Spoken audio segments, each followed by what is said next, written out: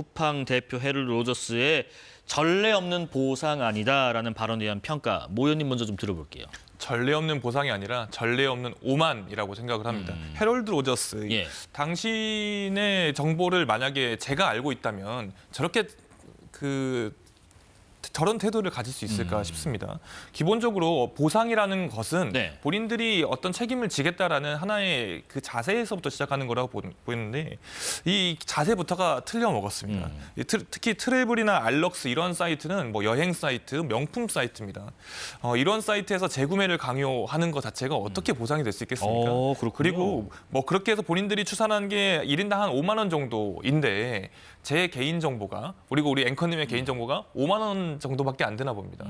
만약에 미국에서 똑같은 일이 벌어졌어도 저런 태도로 보일 수 있었을 것인가. 그리고 정말 저는 화가 나는 것이 대한민국 정부의 지시를 따랐다. 대한민국 정부와 협력하고 있다. 저런 이야기를 어떻게 뻔뻔하게 저기서 하고 있습니까? 대한민국 정부를 무시하고 국민을 무시하고 그리고 국회를 무시하는 저 처사를 단단히 저희는 바로잡아야 된다고 생각합니다. 지금 그래서 김 의원님 그런 얘기가 나와요. 오늘도 지금 저 자리에 쿠팡의 창업주이자 대주주 김범석 의장은 없습니다. 그러다 보니까 국회 차원에서 뭐 미국인이다, 바쁘다 이런 핑계를 대고 불참하는 김 의장, 대주주에 대해서 참 대주주 차원에서 좀 아플 수밖에 없는 이런 실효적인 제재를 가할 방법은 없는가 뭐 그런 의문이 있어요. 그러니까 이 쿠팡 사태가 터지면서 예. 일각에서 정치인들이 탈팡하겠다라고 이야기한다라든지 아니면 감정적으로 김 의장을 입국을 막겠다라고 법안을 낸다라든지 이거는 사실 저는 실효성이 좀 떨어진다라고 생각이 들고요. 예. 김 의장이 그렇다면 왜 이렇게 한국 국회를 대하는 태도가 미국 국회나 미국 기관을 대하는 태도하고 다를까 생각해 보면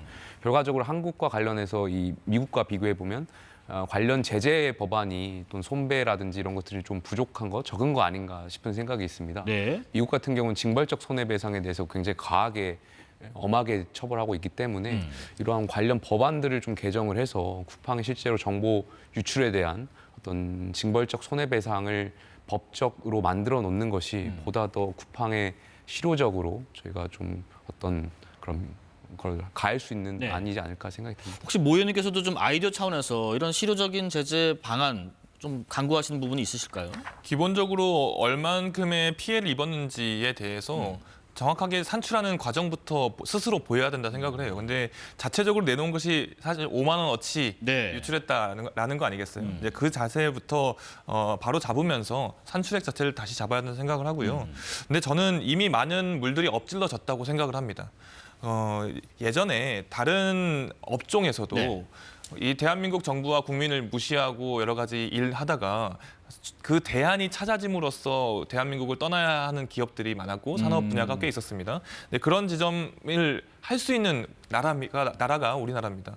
쿠팡이 저도 물론 쿠팡 와우를 쓰기도 했고 쿠팡을 애용을 했었습니다마는 이런 태도라면 충분히 국민들께서는 대안을 찾으실 거고 이미 찾고 계시고요.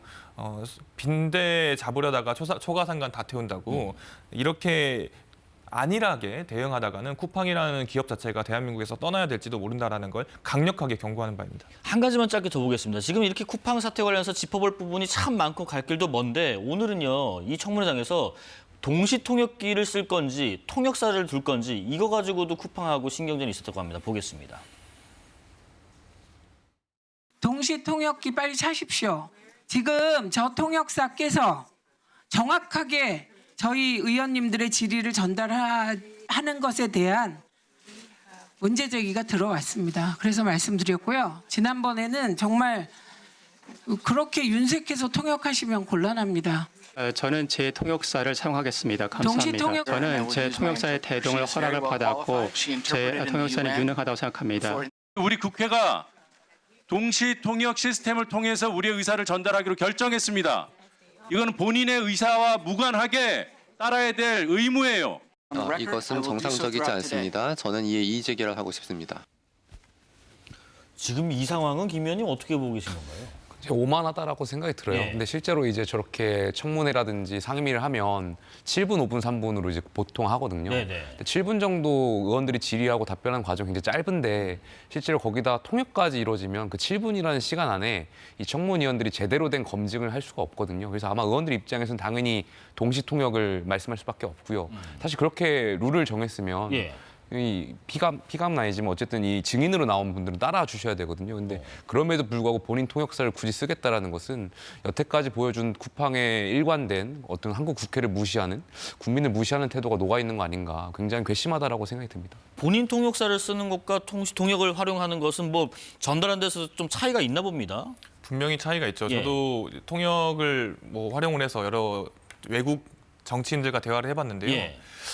이 통역사의 중요성을 뼈저리게 느꼈거든요. 그런 지점에 있어서 뭐 본인이 필요한 사람, 본인이 데려온 사람을 쓰고 싶어하는 마음은 이해하겠습니다만 아까 김용태 의원이 말씀하신 것처럼 이곳은 대한민국 국회의 청문회입니다. 네. 본인이 증인 자격으로 나와 있는 거예요. 본인이 뭐 어떤 인터뷰를 나와 있는 게 아닙니다. 적어도 본인이 데려온 통역사가 있더라도 국회에서 그렇게 명령이 내려왔다면, 그리고 그렇게 하라고 했으면 거기에 따르는 것이 순리이고 정석입니다.